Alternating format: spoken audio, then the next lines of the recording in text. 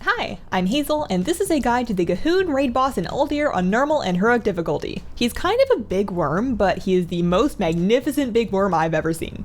Phase 1 is an ad phase. The boss himself is stuck in a wall, and he's got a blood shield that makes it a waste of time to hit him. Cyclopean terrors are these little eye stalks, and those will cast Torment. Kick that as much as you can and get these guys down first.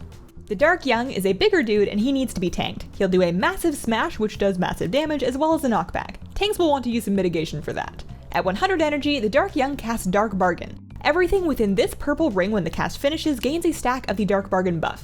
Buffed players and ads do 25% more damage for 30 seconds as well as taking increased damage. Players will want to get a stack of the buff to help kill ads, and you can also drag it onto the ads to make them more vulnerable. If you get 2 stacks, you'll be mind controlled until death, so take 1 stack at a time.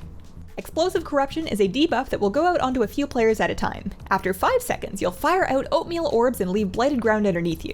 Anyone that touches an orb gets an Explosive Corruption themselves, so that can get out of hand real quick. If you get the debuff, run it as close to the edges you can get and stay on your toes dodging orbs.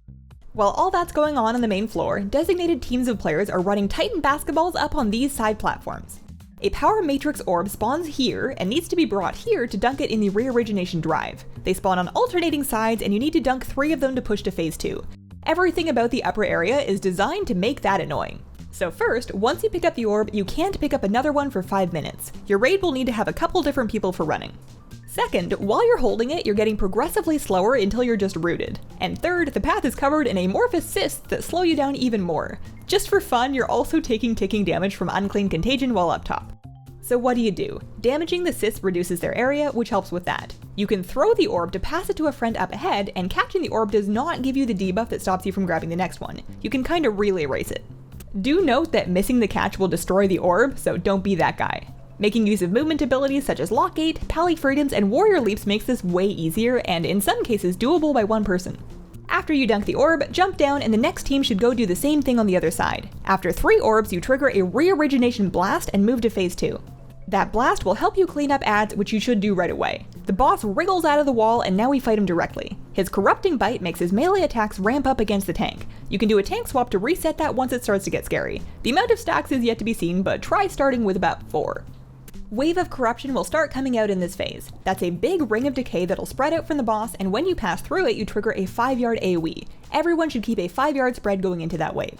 The AoE will apply a stacking dot called Putrid Blood, so if you're too close together, you'll be exploding on each other and picking up extra stacks.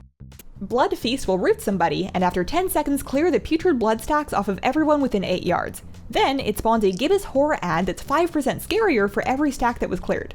That ad will also interrupt casting with mind-numbing chatter and needs to be nuked down very quickly. Assuming that everyone was spread out for the wave, it should be safe to clear most stacks in the Blood Feast. Explosive Corruption will continue in this phase, so keep running that out and dodging the oatmeal orbs. At 20% health, G'huun enters his final burn phase. He breaks the machine, so there's no more dunking orbs up top. I did not get footage of this, so we're going to make do with some top quality stick figures. Debris will fall from the ceiling, most likely in opaque swirls. The farther you can get, the less damage you'll take, so run away from those.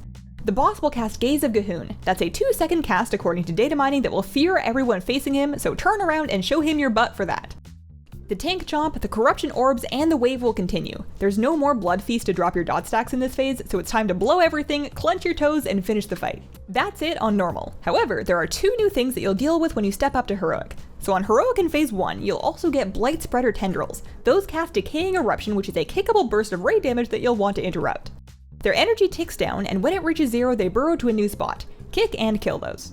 The other Heroic Edition are Malignant Growths that will spawn in the final phase. They pop up and explode to do massive damage within 8 yards, so get away from those. You'll be staying spread for waves, running out with orbs, dodging orbs, turning for gaze, running from ceiling debris, and avoiding Malignant Growths. It sounds like a lot. Have fun!